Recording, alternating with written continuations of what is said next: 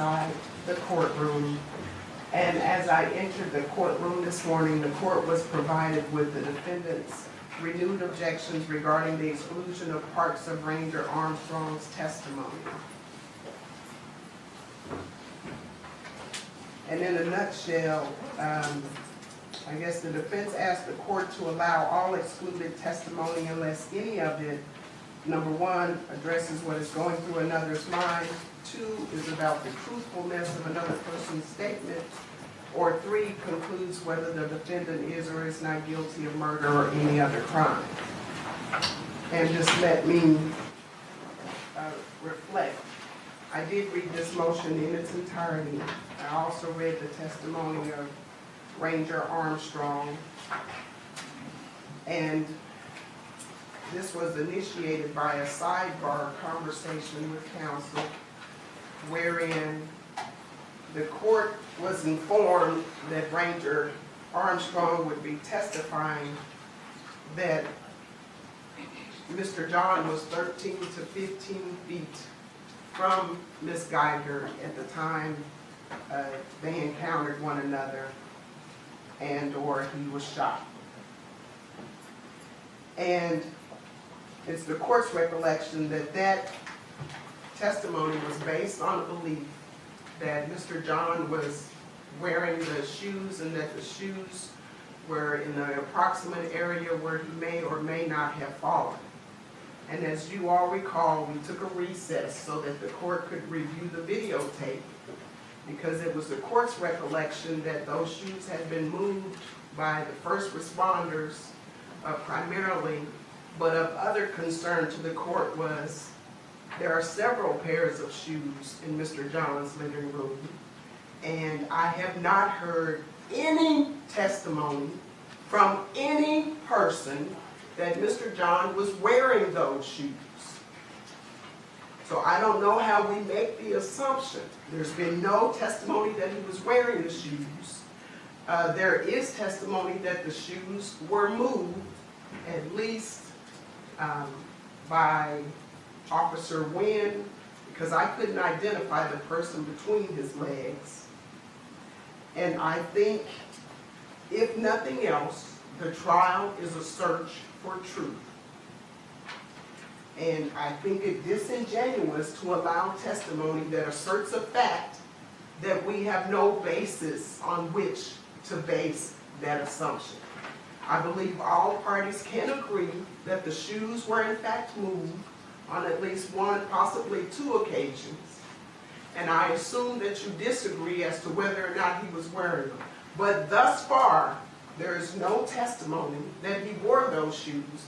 And given the fact that there are a number of other pairs of shoes in the living room, and I didn't pull up which state's exhibit there was, I believe it's disingenuous to rely on the placement of that one pair of flip-flops in determining where Mr. John stood or fell or anything in relation to those flip-flops, unless we can have some offer of evidence that he was wearing them and that they began in one spot and were moved.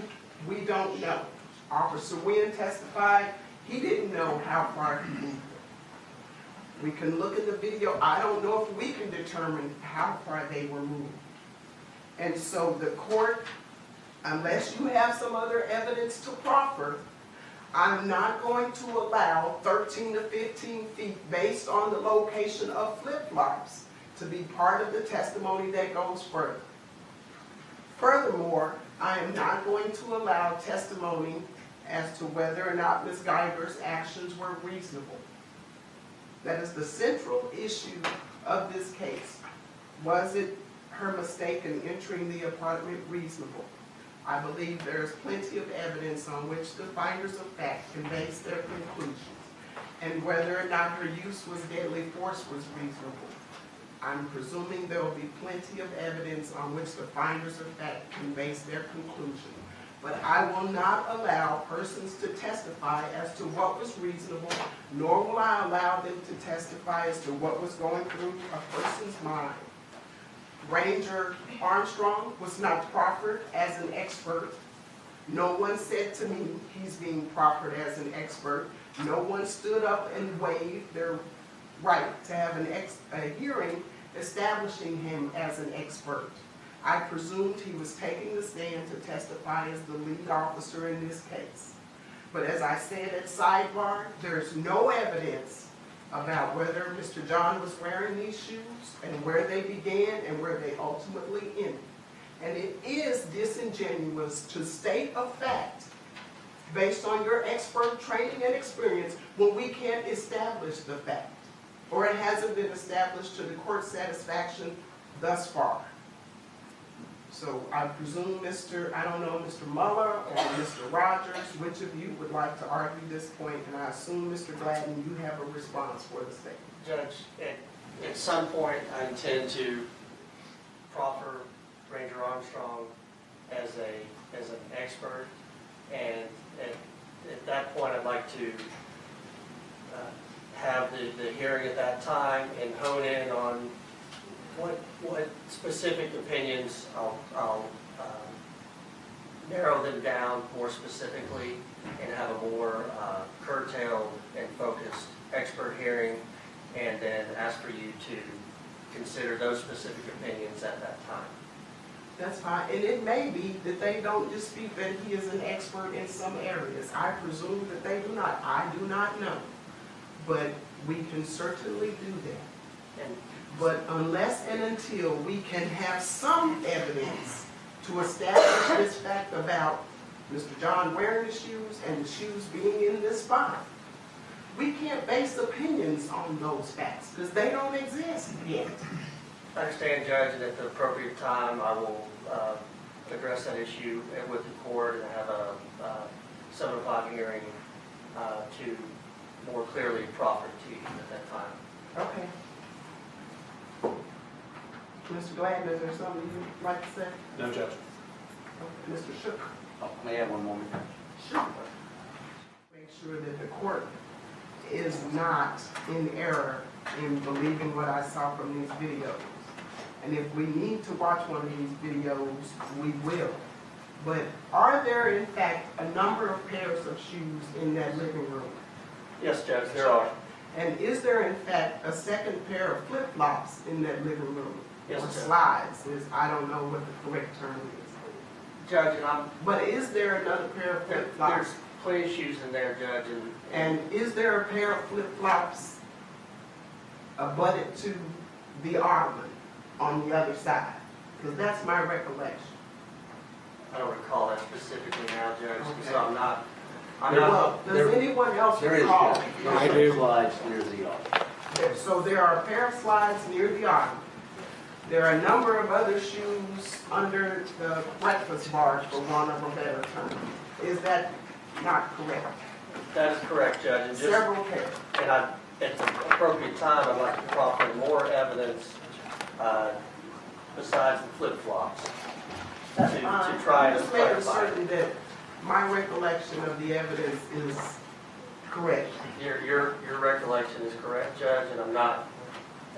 So there is, in fact, in State's Exhibit 131, a pair of slides near the ottoman.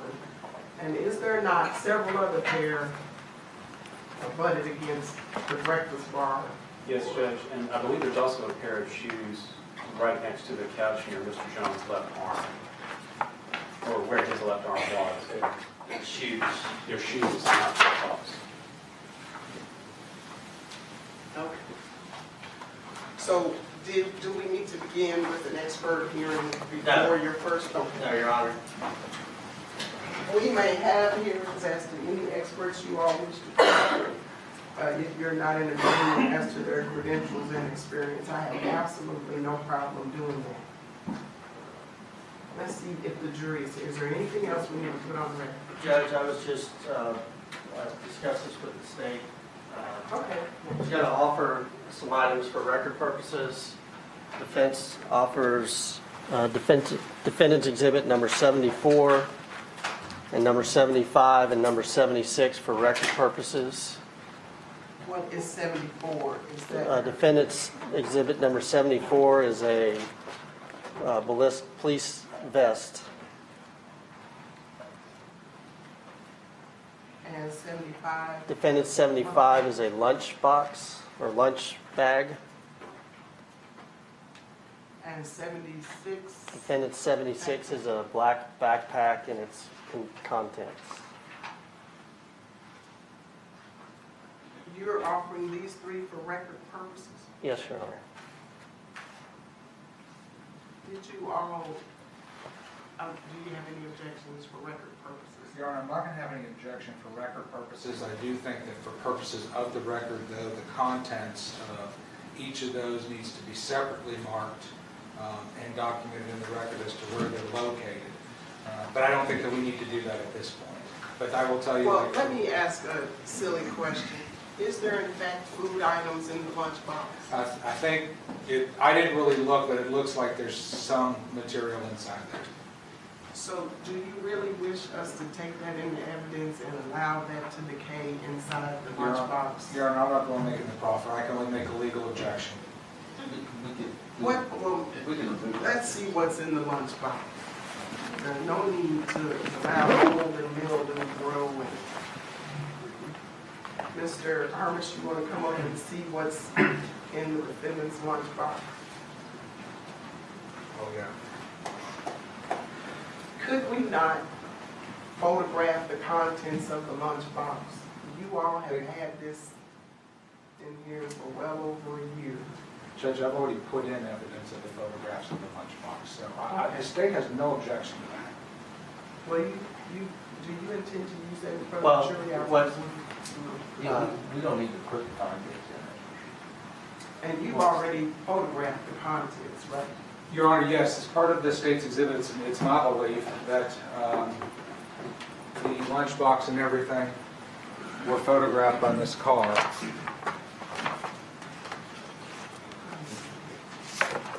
I'll look and see, I mean, if the contents of it are important, I'd have to look to see whether or not those photographs were admitted. If not, they were pre-admitted.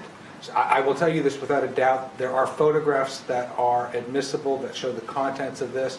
Well, I didn't think that they were relevant to show what her food was, so I may not have published it for the jury, but I can tell you the photographs are there. The state won't object. It doesn't matter if the state was inside that box. Okay. And then you asked that we mark and photograph the personal items of our backpack. There's Is there probably anything of relevance in your backpack? For the state, yes, Judge.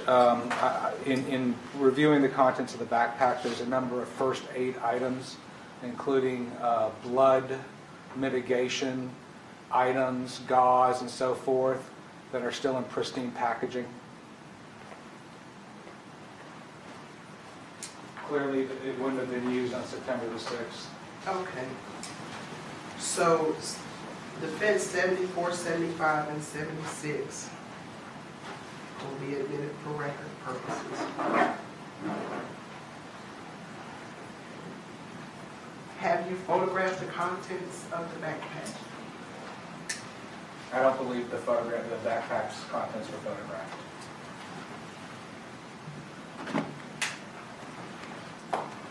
Okay. Well, those will all be admitted for record purposes. And Judge, when we put them in for all purposes at a later date, we'll just photograph it after it's in. Is that fine by the board? Yeah, absolutely, it's fine. I'm just concerned, we got limited storage space, and I don't see the need of creating a science experiment with the food No, we items. won't put that in. I'll put that in. But we can take that out now. Well, you might want to demonstrate you had a location, had lunch. Now, we could demonstrate that photograph. well, I don't- Yes. Off the record, I'm sure the clerk will have to. Let me see if our guests are here. Oh, Well, listen. Yeah. She can touch. One other matter that Mr. Shook made us aware that he wanted to go into that we think it's inappropriate. Mr. Shook has indicated to us that he wants to elicit some testimony, I guess presumably from the defendant, about childhood interactions with police that made her want to go a certain way in life, or potentially other circumstances that happened to her in her childhood that may have led her towards becoming a police officer. They just have no relevance in whether or not she acted reasonably on the evening of September the 6th, 2018. I object they're relevant. Even if the court, I don't know, even if the court should find it relevant, I don't see that the probative value of what her career aspirations might have been because of circumstances years before, I believe that that would be substantially outweighed by the prejudicial effect because it would be purely seeking sympathy for the defendant and really no other truly legitimate probative value. Judge, Well, I'm at a loss as to I can tell you the brief questions I told him I would ask today. Just going into Ms. Guyger's background about why she wanted to be a police officer. Police officers had been summoned to her house when she was a child because of some domestic disputes with her parents. She said, I always felt safe when the officers came. I always remember that feeling, and that kind of started her down that road. And she wanted to be a police officer in early age, so it's kind of background as to how it started. So I told them that's what I'd be doing, and they wanted to object. So that's the extent of the questions I was going to ask. For just background on why she chose that profession.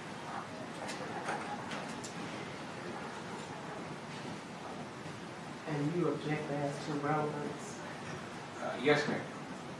Relevance and under 403.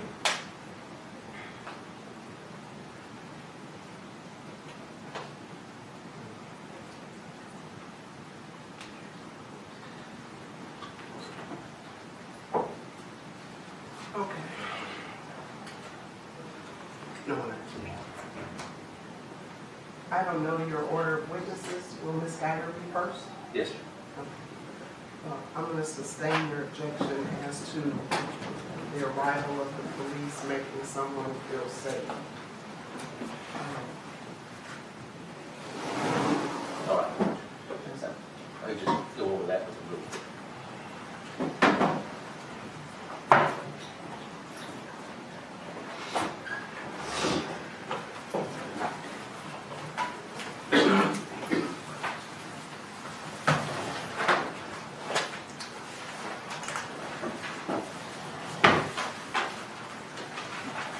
Are you both ready to proceed now?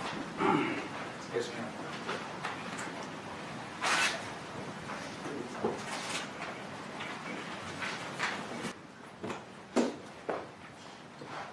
You all may be seated.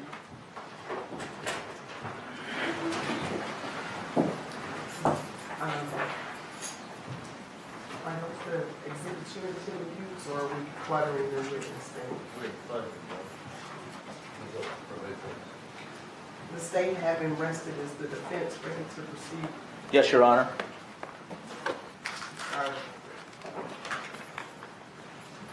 Who may call you first witness? This calls Amber Guyger.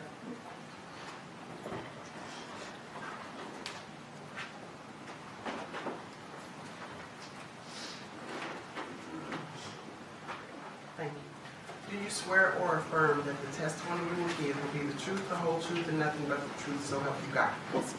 Thank you. Please make yourself comfortable.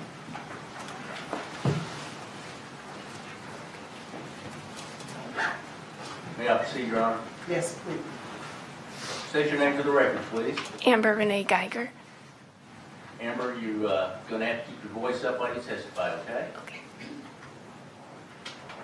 How old are you, Amber? 31. Are you married or single? Single. Have any children? No, sir. All right. Where were you born and raised? In Arlington, Texas. And do you have any brothers or sisters? I have one brother and one sister. Okay. Who's the oldest? My sister, Allie. Your sister Olive? Allie? How much older is that?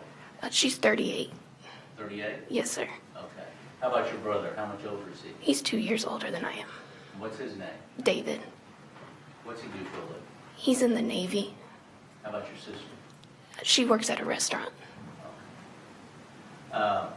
So you were the youngest. Yes, sir. When you grew up, were your parents living together? No, they were not. When you were, as a small child, were they living together for some time? Yes, they did for a little bit. What time did they separate? About when I was 5 years old. Who primarily raised you after that? My mom did. In Arlington? Yes, sir. Did your mother work? She did for beginning when I was a childhood. Okay. Did she have a full-time job? Part-time job. How were y'all, the family, provided for financially? My dad helped out a lot with us. Okay. Was your mother primarily a stay-at-home mom when you were younger? Yes, sir. Okay. And what part of Arlington did you live in? In the east part of Arlington. Okay.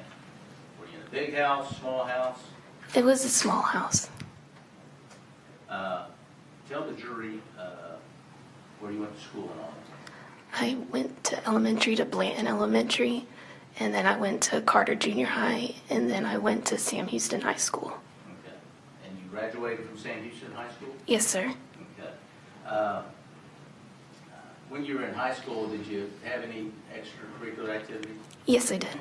What were those? I was in swimming, band, orchestra, and I played in a mariachi band. Okay. So you enjoyed music? Yes, sir, I did. What type of instruments did you play? I played violin and trumpet. Okay. When did you learn to play the violin? I started playing violin when I was in the 5th grade, and I picked up trumpet when I was in the 9th grade. Okay. So you were in the marching band and the orchestra, Yes, sir. and you also joined the mariachi band. Yes, sir. When did you join that? I joined it my junior year of high school. Okay. And what instruments did you play in the mariachi band? Violin, trumpet, and I sang. Did you continue that after you graduated? Yes, sir, I did. Did it for about 6 years. Some of the girls that were with us in high school, we started our own, and we just go to like quinceañeras, to Mother's Day, Father's Day, to birthday parties, and just perform. Okay. The neighborhood you grew up in and the school you went to, was it multiracial? Yes, sir, it was. All right. Let me talk a little bit about your other activities in high school. Did you begin to work when you were in high school? Yes, I did. Tell the jury what job you held while you were in high school. I worked at a retail store called Steve & Barry's in Arlington. And what did you do at the retail store? I was a retail associate and ended up working my way up to an assistant manager. How many hours did you work while you were in high school? It was full-time. Now, when you were growing up, you eventually became a Dallas police officer. Did you figure out what you wanted to be when you were a little kid? Yes, sir, I did. About how old were you when you started thinking about it? I was about 6 years old when I was young. Did you continue with that and still have that desire as you grew up? Yes, I did. Why did you want to be a police officer? I just wanted to help people, and that was the one career that I thought I could help people in. Okay. In high school, did you do anything to try to further your goal to become a police officer? Yes, sir, I did. I did ride-alongs with the Arlington Police Department. And after you graduated from high school, have you looked in or researched what you would need as far as background to apply and become a police officer here in Texas? Yes, sir, I did. And what types of things did you need to do before you became a police officer?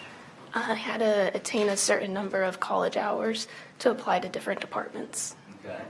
So after you're out of high school, did you start going into try to achieve those college hours? Yes, sir, I did. Where'd you go? I went to Tarrant County Community College in Arlington, and then I went to UTA to finish, to do my degree in criminology. Okay. Did you move out of your house after you got out of high school? Yes, sir, I did. All right. How'd you pay for your school? On my own. Okay. Did you continue working at the sales job you had? No, sir, I did not. What did you do to earn money to go to school and to live on? I started working at TGI Fridays and was a waitress there for a lot of years. Okay. How many hours were you working while you were going to school? Full-time as well. 40 hours? More than 40 hours. Okay. And how many hours would you take at a semester usually? Full-time, 12 hours a semester. 12 hours? Yes, sir. All right. Once you started going to the University of Texas at Arlington, what was your major? It was criminology. Okay.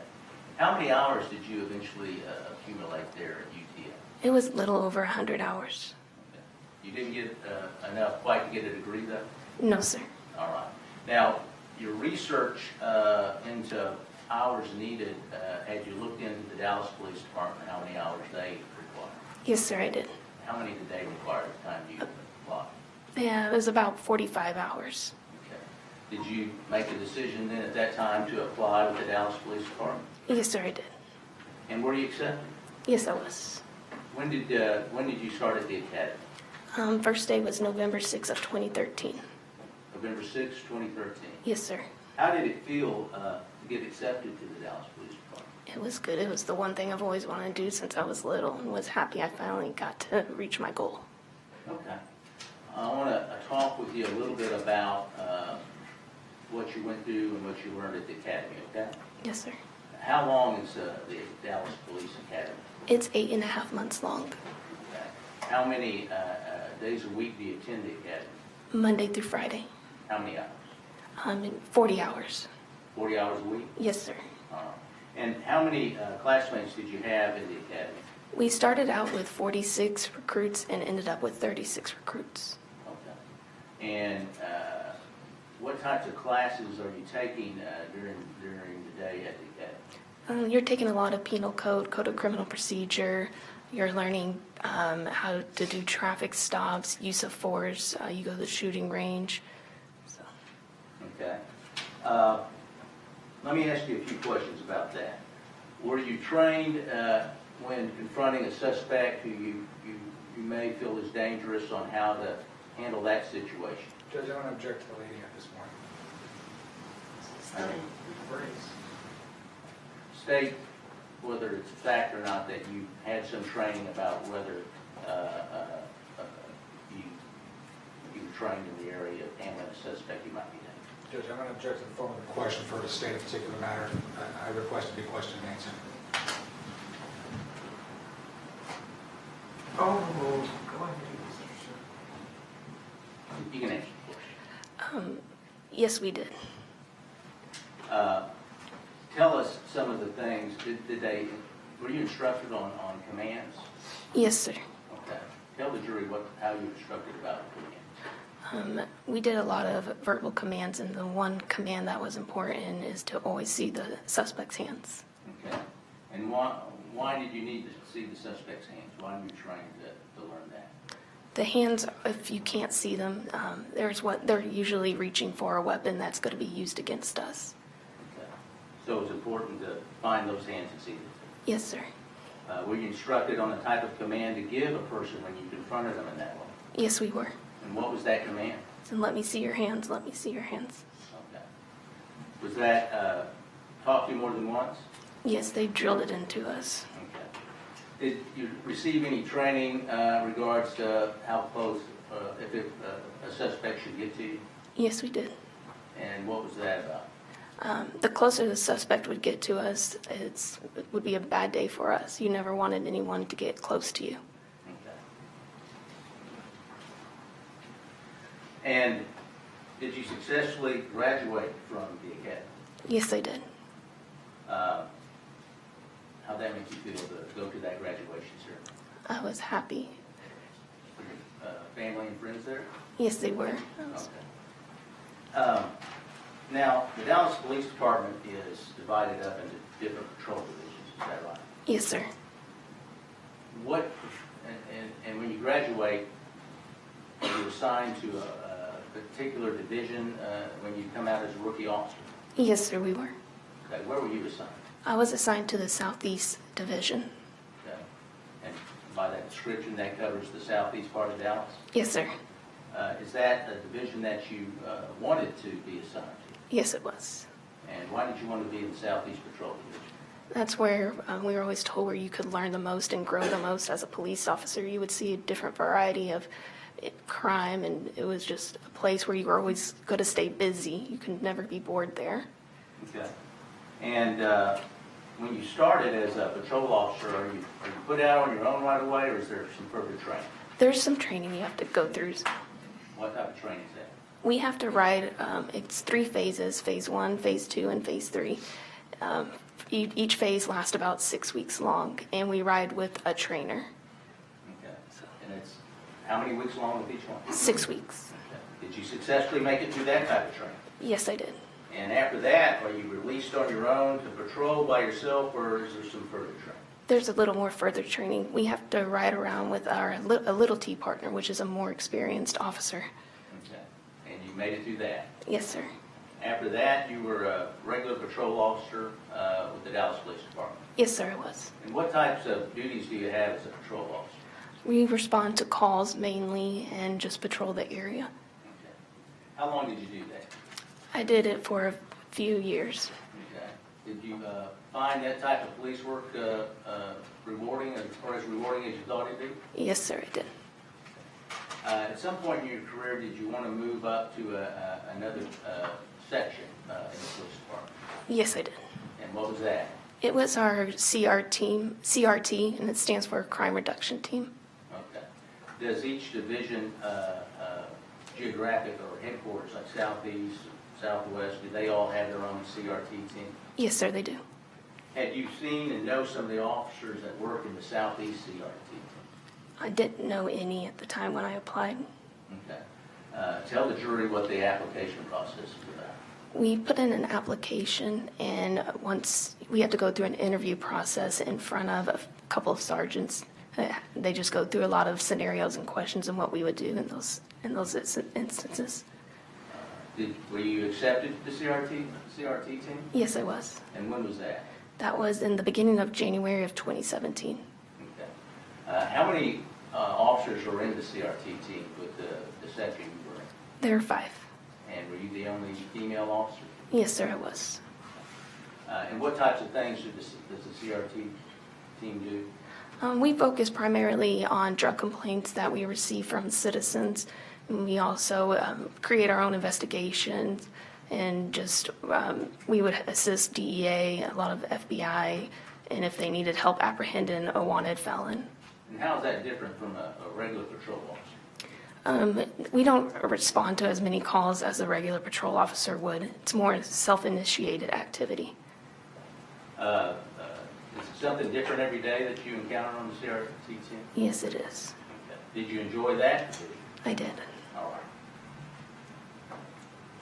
Now, you didn't know those officers real well when you joined, but did you quickly come to know them? Yes, I did. And do you often work as partners in the CRT team? Yes, we do. Did you partner up with different officers when you first got into the division? Yes, I did. And you met Martin Rivera, and he was part of that team? Yes, sir, he was. And did you know him at all before you joined the CRT? No, I didn't. Team? No, sir. Okay. After you had worked with some of the officers, did you have a desire to work as a partner with Officer Rivera? Yes, I did. And tell the jury why. He was the one officer that I looked up to, that he had a lot of experience, and I felt comfortable and safe around that we could find stuff and create our own work. Had he been in the CRT, or was he the oldest officer on that team Yes, sir, he was. and had the most experience? Yes, sir. Okay. And did y'all begin a close working relationship? Yes, we did. I'm going to object again to the ongoing meeting. Please don't leave, Mr. Chair. As partners, how long would y'all stay together during the day, during the shift? 8 hours a day. Spend a lot of time together. Yes, we did. As far as Martin Rivera goes, did y'all develop an even closer relationship? Yes, we did. We've heard evidence, we've seen evidence of text messages, we've heard some testimony from Officer Rivera. At some point in time after you became partners, did that develop into a sexual relationship? Yes, it did. Did people know about that? No, not many. Did you not want people to know? I did not. Why? I was embarrassed because he was married. And as far as the sexual relationship, is that something you engaged in, sex with Mark Rivera on a daily basis or an oftentimes? It wasn't that often, How often would you say it? maybe once a month. Okay. Did y'all start texting each other, sending each other sexually explicit photographs, that sort of thing? Yes, we did. Did that become a routine habit between the two of you? Yes, How long did that part of the relationship, the sexual relationship, last? a year at the most. Do you remember the exact time of when the sexual part of the relationship, the sexual relations ended? No, it had to be either late 2017, early 2018. You don't remember exactly? No, I do not. And why did that part of the relationship come to an end? I knew it was morally wrong. I didn't want to hurt anybody, and I knew it wasn't going to go anywhere. Did you remain close to Martin Rivera? Yes, we did. Did you continue these sexual flirtations, texts, photographs? I did. Did you, were you still working in the same relationship as partners? Yes, sir. On and off. Describe that, how that worked, how often you worked or how often you worked for the other officers. I would ride around with other officers, some of the guys, Justin, Mac, and Bruce, on the CRT team. Now, where were you living in early 2018? I was living in Uptown Dallas off McKinney Avenue, Living, is anyone or just by myself. did you have any pets, anything like that? I did. I got my dog Ranger. He's a little Yorkie in 2018, What part of 2018? the beginning of 2018. When your lease was about to be up, did you make a decision about whether you were going to stay in that place or go somewhere else? I wanted to go somewhere else. Tell the jury why. I was a courtesy officer at the place in Uptown, and I just got tired of responding to loud music calls, and we would constantly have to patrol the area, so I decided I didn't want to do that and just wanted some freedom. Tell them a little more what a courtesy officer is. Courtesy officer, I'm going to check to the relevance. You can answer. courtesy officer, we just respond to a loud music complaint that a resident would put in, and there would be a lot of break-ins in the garages, so we would have to report those and do a report on them. Did you get a benefit from being a courtesy officer? Yes, they would give us a discount on our rent for doing that. So you decided that you were going to go someplace else. Yes, they did. And where did you decide to go? To the South Side Flats. Why did you choose the South Side Flats? It was close to work, didn't have to drive as far. Okay. And when did you move in there? It was mid-July of 2018. The apartment number you lived in was what? 1378. We've seen the floor plan for that. It's been put in that Yes. one bedroom apartment. Yes, sir. And who did you live there with? Just my dog. The photographs we've seen of the evidence of your apartment, is that how it was always furnished? Yes, sir. After you moved in there, did you encounter some problems with some crime problems with the South Side Flats or the area around it? Yes, sir. Did you do any research on that? I did. I would look, whenever I would go to work, I would just look at the crime or what was happening in that area. And what types of things did you see in that area? There would be a lot of robberies and a lot of break-ins in that area. Okay. Did you ever encounter people on the property that gave you some concern at times? Yes, I did. There would be a lot of times when I was driving into work that there would be people, or like homeless people, passed out on the patio chairs in the pool area. Any idea how they were able to gain access? They would jump the fence. It wasn't that high of a fence, so that's how they would get in. Okay. How about with your dog? Did you ever have to take him outside the property? I did. And when would you do that? I would do it every morning. I would wake up and when I got home from work and whenever I would get ready to go to bed. Okay. Did you have any safety concerns about that? I did. And what precautions did you take? I would carry a pocket knife with me when walking him. I want to talk to you a little bit about your routine when you were living at the Southside Flats, okay? What time would you usually go to bed? Around midnight. And what was your work schedule? What days would you usually work? I worked Monday through Friday, 8 to 4. Okay. Did you also work a part-time job?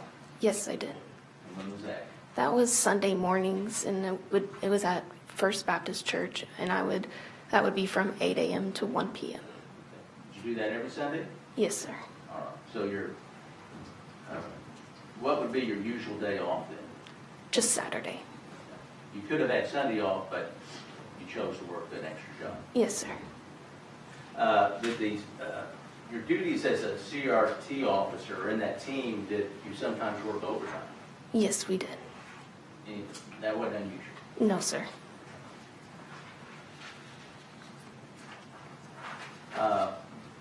If you weren't working overtime, what time would you usually get home to the South Side? It would be around late 4 o'clock, almost maybe at the latest 4:45. Okay. Did you have anything specific you like to do in the evening when you got home? Yes, I did. What's that? I always like to go work out. Why did you like to work out? It relieved a lot of stress. You see a lot of stuff that you don't want to see on a daily basis, and that was my way of relieving that stress and trying to feel normal. Is that what you did on a daily basis, work out? Yes, sir, I did. How about if you worked overtime, long hours? I would still go work out. That was your regular routine? Yes.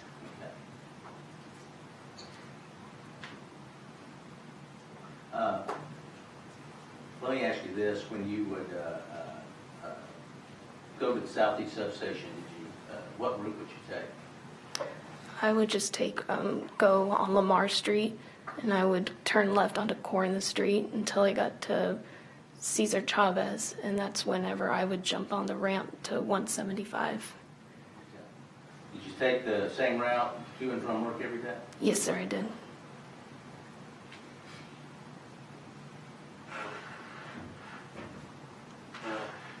Where would you park in the South Side Flats? I would park on the 3rd floor.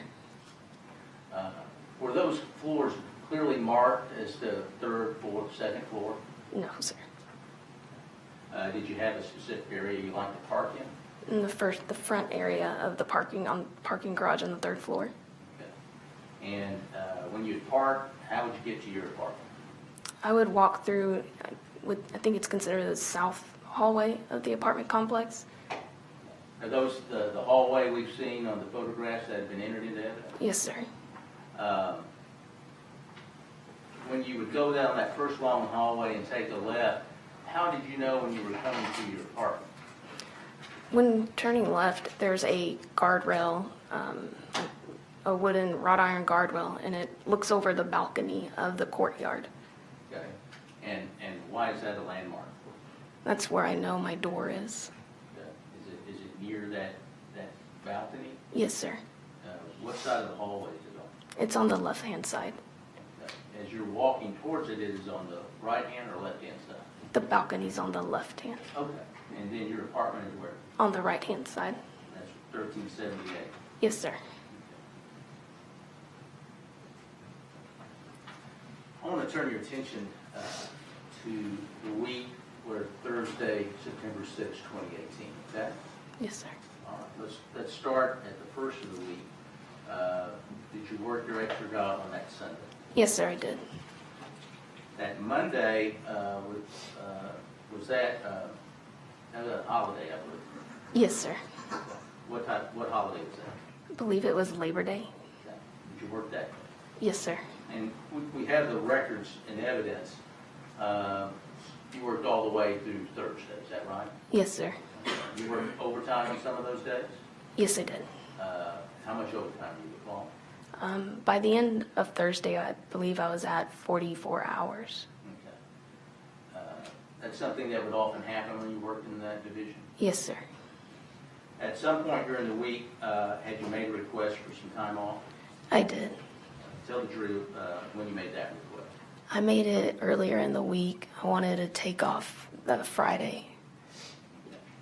That was your plan, to take off Friday? Yes, sir.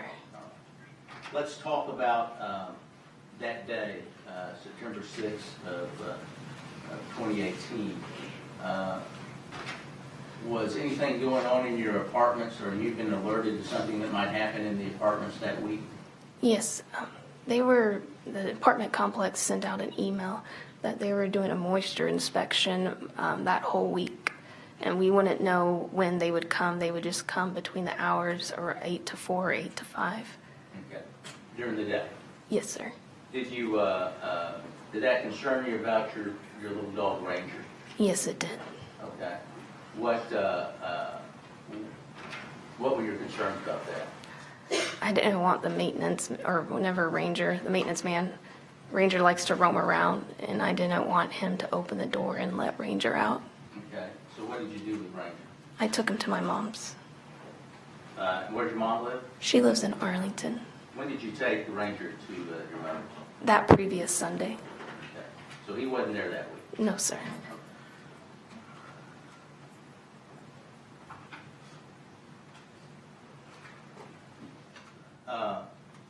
On that morning of September 6th, what time did you wake up? At 5:30. Now, let me ask you, you told us earlier you go to bed usually at what time? Around midnight. Okay. Do you always go to sleep right away? No. Do you have trouble doing that sometimes? Yes, sir. Every night or how long? It varies. So it's not every night. It could be 2 or 3 nights a week. Okay. How long does it take you to get to sleep sometimes? A few hours. Are you able to catch up on that sleep sometimes? Yes, sir. When do you do that? I usually do it on Saturday mornings. On your day off? Yes, sir. You got up at your regular time that day. Yes, sir. What time did you leave for work at the Southeast substation? It was around 7:20 a.m. Okay. When you left, did you tell the jury how you left your apartment? I drove out the garage. No, before that, your actual apartment, the apartment.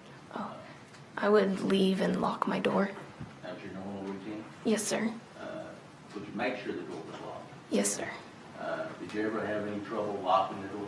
There were times when you do have trouble locking the door. What type of trouble? You would put the key in, and even though you would turn it, it wouldn't lock all the way. And you would have to pull the door and work with it to make it, the deadbolt go into the key. On that day when you left it, was it your normal routine to make sure that door was locked? Yes, yes, sir. Or was it locked then? Yes, sir. Do you leave your lights on or off? I turn them off. How about your TV? Do you leave that on or off? Off. So you left around 7:30 and then went to work. Yes, sir. What did you do when you first got to work that day? I got on the computer and did some research of what crime was going on and what we could start on something that day. Okay. And as you progressed through the day, were you assigned with the other officers to go somewhere? Yes, we were. And what was that? We were assigned to go help the SWAT team help locate these robbery suspects that we have been looking for. Are those some suspects that you and others on the team had already been working on? Yes, they were. Okay.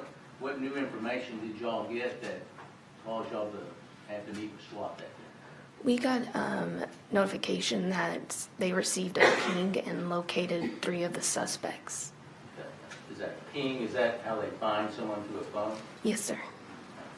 Do you remember about what time you and your other officers met up at SWAT? It was around 12 o'clock, 1 o'clock. Okay. And where was that location in Dallas? It's at the Central Substation in downtown Dallas. Was a plan given to you at that time about what your role in this operation would be? Yes, it was. And what was your role going to be in the other CRT officer? We were the ones responsible for the perimeter around the area in which SWAT would be serving the warrant. After you were given the plan, what happened then? We followed SWAT to the location, which I believe was on Elsie Faye Hagen's. Okay. Once you got there, what did you and who were you working with the partner that day? I was working with Martin. Okay. What did y'all do once you arrived at that scene? We parked on the street on perimeter, so we wouldn't allow traffic or any people to walk in front of the area in which SWAT was serving the warrant. Okay. Is this where SWAT went charging in, or did they try to get the suspects to come out? They tried to get the suspects called out through a microphone, so they wouldn't have to force entry into the place. Okay. Now, are these the same suspects that you had been working on with your team? Yes, sir. And what did you know about these particular suspects? That they were armed and very violent. Okay. Even though when you say perimeter, how close were you to the actual house where SWAT is surrounded? It was about maybe 30 feet away. Wasn't that far. Okay. Were you near the corner there? The corner. Okay. So are you and Officer Rivera and the other CRT members just kind of standing around, or is it a tense situation at that point in time? It's a tense situation at that point. Why is that? Usually whenever SWAT, the person runs out of the house, we're the ones responsible for running after the suspects. Did everything go pretty smoothly that day? Yes, it did. Did the suspects come out right away? No, it took them an hour or more for them to come out. Okay. Did SWAT have to use something to get the suspects out? Yes, they had to use tear gas to get the suspects out. Okay. Did the tear gas bother you in any way that day? No, sir. All right. Once they brought the suspects out, what happened next? All of our CRT guys were responsible for transporting the suspects to headquarters. Okay. And did you do that? Yes, I did. Okay.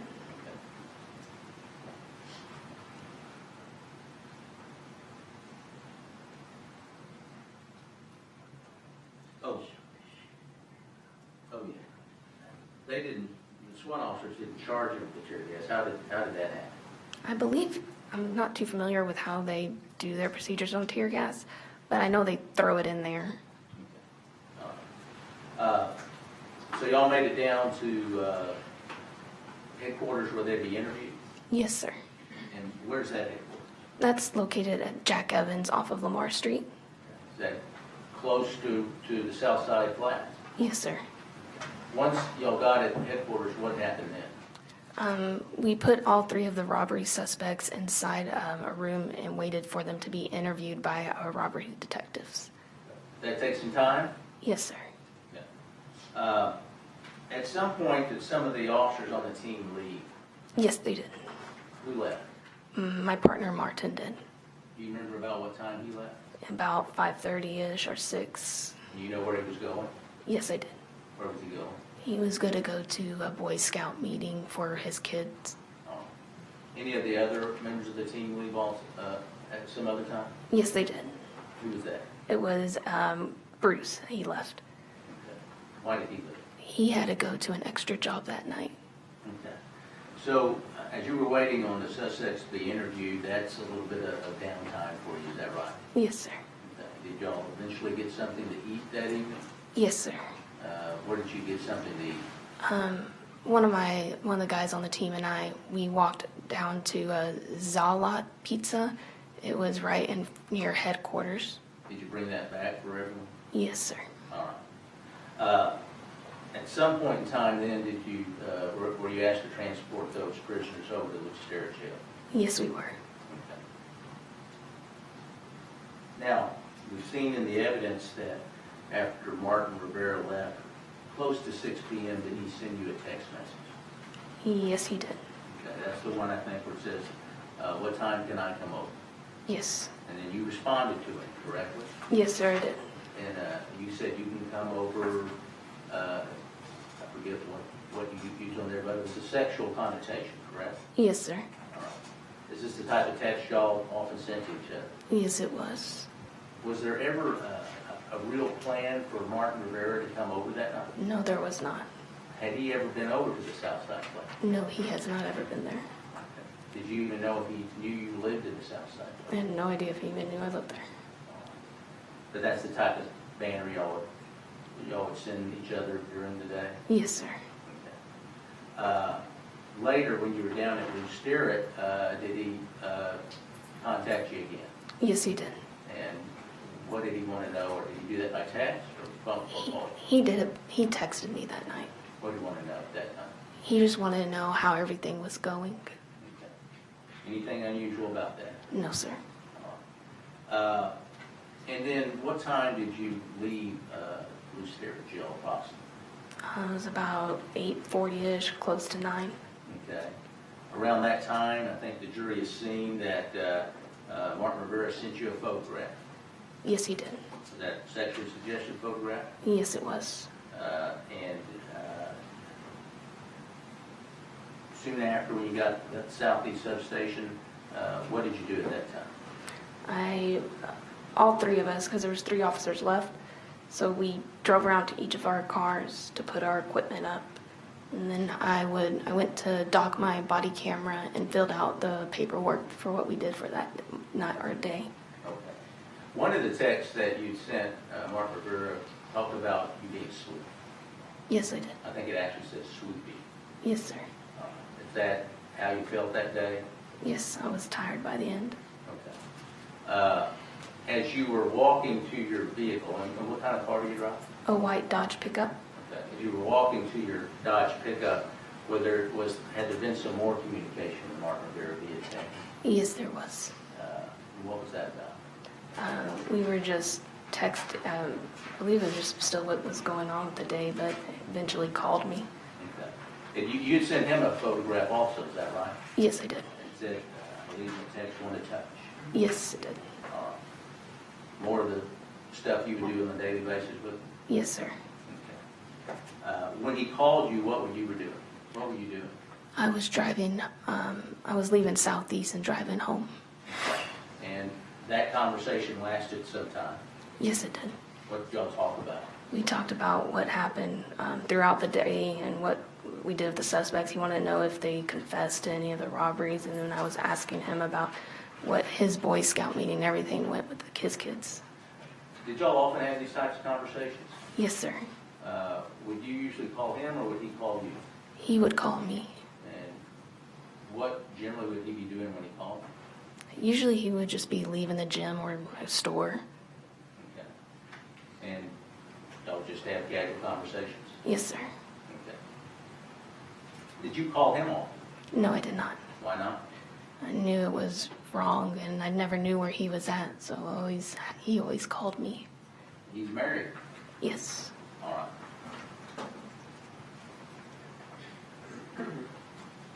Did you, as you drove, while you were talking to Martin Rivera, did you go the same way you always do back to the South Side Flat? Yes. Anything unusual happened during that drive? No, it did not. Okay. As you got back to the South Side Flats, we've seen some photographs and video of your truck going in. Do you recall that's how you made entry? Yes. You didn't actually have to use a fob or a card or anything like that? No. I had a gate opener to get in, But you were on the phone with Mark Rivera when you drove in? yes, sir. Tell the jury where you went in your truck. I went up to the 3rd floor to park my truck. Okay. You now know you weren't on the 3rd floor, Yes. but you believe you were. I believed I was. Okay. Did you ever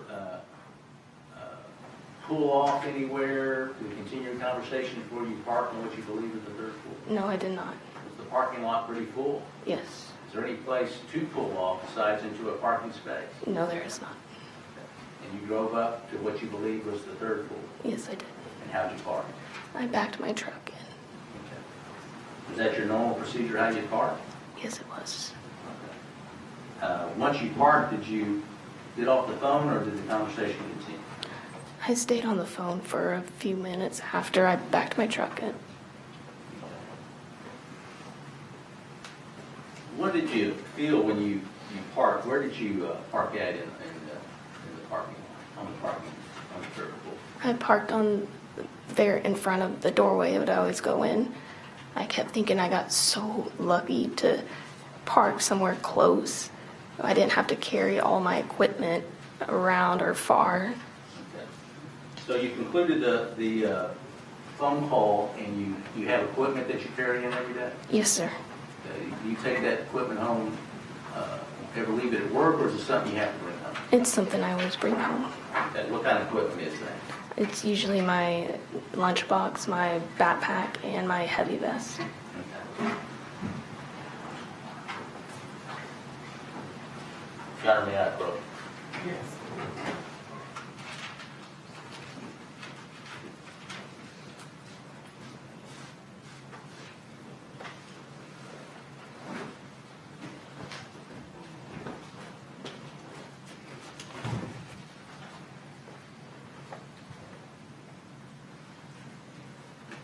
All right, I want to show you 3 items that are marked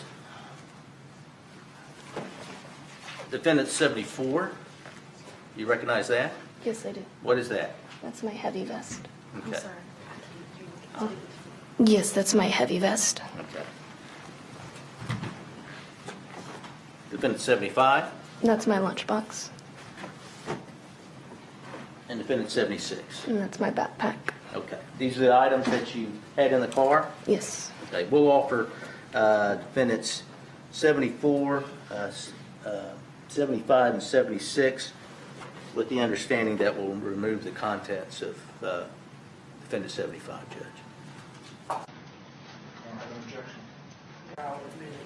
objection. Now, let me show you 74 again. You say this is your, what you call a heavy vest? Yes, sir. Okay. Tell the jury what you mean by heavy vest. Heavy vest is what's going to stop a rifle round. It's more durable than a regular vest that goes under us, but you still have to put it on over your uniform as well. And when do you wear this?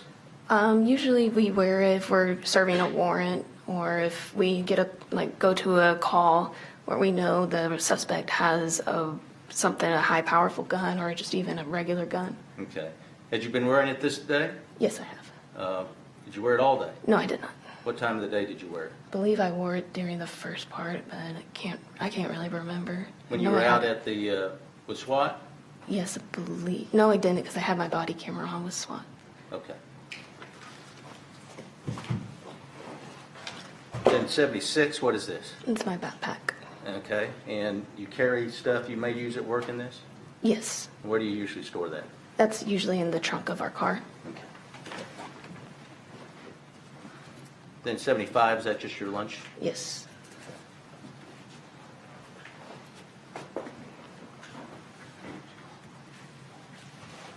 How heavy is this?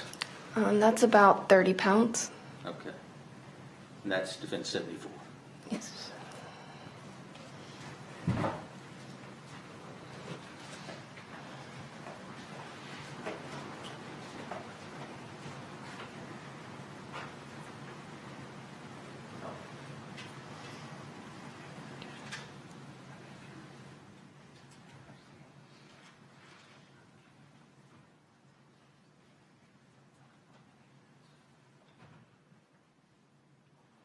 Okay,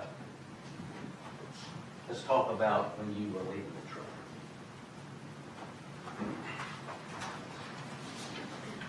I want to show you it's States 175. Is that your truck parked where you parked when you were finishing your phone call with Martin Rivera? Yes, it was. Okay. You believe you were on the 3rd floor at that time? Yes, I did. Is this the viewpoint you would have had it once you got out of the truck and closed your door? Yes, it is. Okay.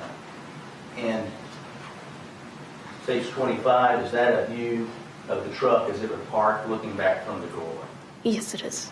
Okay, we can see the parking spot's pretty cool.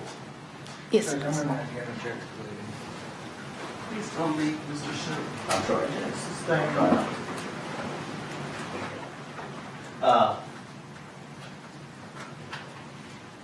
Once you got out of the truck, what did you do with your equipment? I carried it with me. Okay. Tell the jury how you usually carry the equipment. I always carry my equipment in my left arm. Okay. Why is that? We're always taught to keep your gun side hand empty at all times. Okay. So it's your normal routine to carry all that equipment in your left hand. Yes, sir. As you got out and started to go to your apartment, can you tell the jury what path you took? I went directly down that path, down the hallway. Okay. Are there any markings, or can you point out any markings that you can see there near the doorway or on the columns? No, sir. Is that how it appeared on that day? Yes, sir. Okay. As you near the doorway, is your habit to look around at the roof lines, the skyline, anything like that? No, it is not. Do you remember how you entered that door? I Did just- you it need was- a key or anything? I didn't need a key. States 88, is that a photograph of the hallway? Yes, it is. That's how you proceeded down the hallway? Yes, it was. Did you encounter anybody? No, I did not. What was your state of mind as you went down that first long hallway? I was just ready to go home. Just As you turn left, you go down another hallway, is that right? yes, it is. Look at States 92, is that the other hallway? Yes, it is.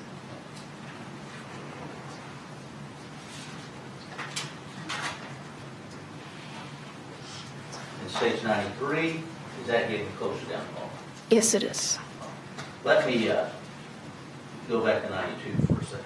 You said, talking about knowing where your apartment is, can you see on the photograph the area where that courtyard is? He sits on the left-hand side. Yeah.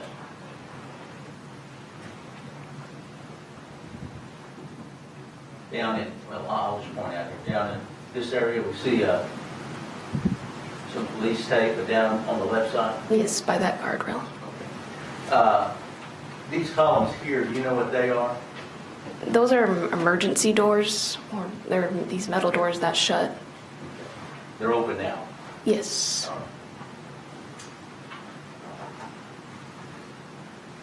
And States 93, is that a closer view of where the courtyard is? You see that over here. Yes, sir.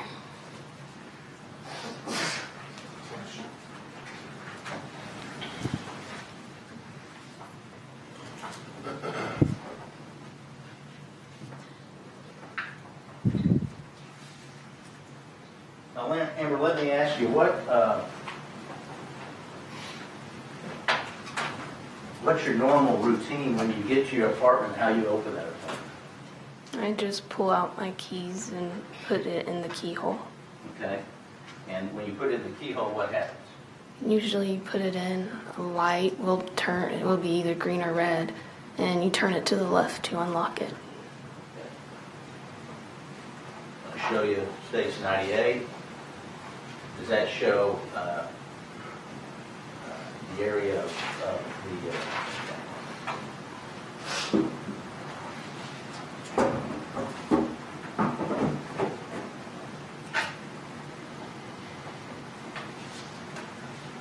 does that show where the key goes in and also the handle? Yes, it is. Now, when you're going home, you always have this equipment in your left hand or left arm, is that right? Yes, I do. Okay, so how do you operate the key into the door? I just put it into the keyhole, turn it left, and then I would open the door handle, or pull the door handle down and just push the door open. All with your right hand? Yes, sir. Okay. So you have to put the key in, get it to unlock, Yes. and then use the handle. Yes, sir. Okay. And all the time you're holding your equipment, is that right? Yes. And obviously you have to turn this handle to open the door and get it open. Yes, sir.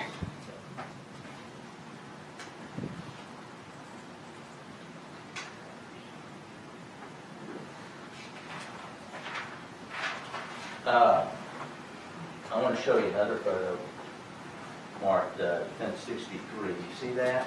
Yes, sir. Okay, that's a measurement from the ground up as to the height of where that key goes in. Yes. 64. You see the number there? Yes, I do. What's that? 43. Okay. And 42, where the actual key looks like it goes in? Yes, sir.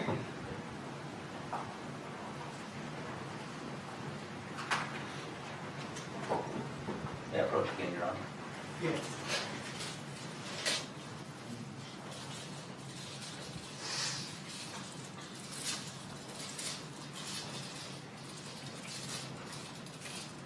Okay. Could you sit down for a moment, please? And you're wearing flats this time, right? Yes. Now, your work boots, would they been maybe a little bit taller? Yes. How tall are they? 5'3". Oh, gonna have to keep your voice up since we're up. 5'3". Can you hear that? Okay. Yes, sir. All right. 5'3"? Okay. So you would have been a little bit taller that day. Yes, sir. All right. We've got the tape here up to 42 inches. Can you just stand up next to that, put your back to the wall so we can see where that strikes you on your body? Okay. Is that the height you had to use to put the key into the keyhole? Yes, sir. All right. Great.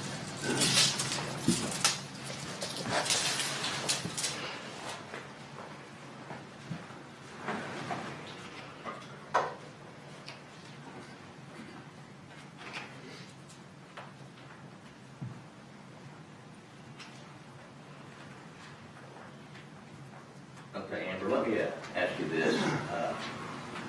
In your life, have you had to drive in a car, try to avoid an accident, or in a collision ever had that situation of being perfectly calm and then going to a very excited state? Yes, I have. Can you tell the jury when that's happened to you in the past in those situations, what happens to your body? Judge, I'm going to object to previous conditions or previous circumstances. What is irrelevant in this case is going to be what happened on September the 6th, so I object to the relevance. Can I see the attorney's?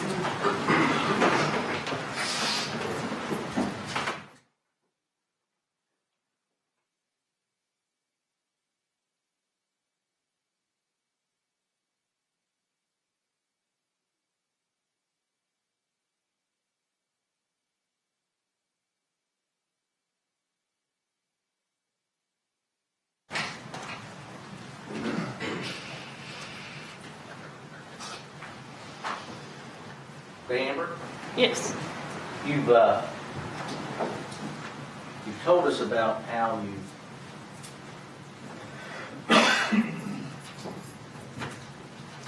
normally open that door.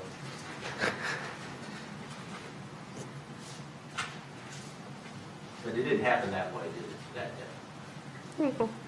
Okay. I'm going to, I want to go through a few things that happened at that door and in that room with you now, okay?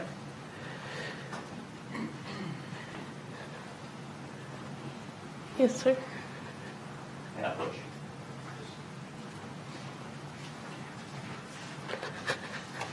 And I'm going to need you to step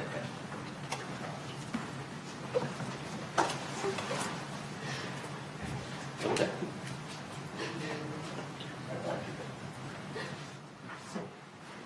Stand right here. Okay. First of all, when you were walking down that hall, I want you to show the jury how you carry this equipment, okay?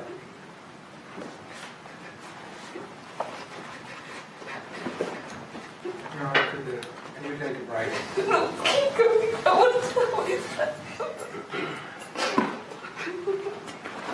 Johnson, please return. All right.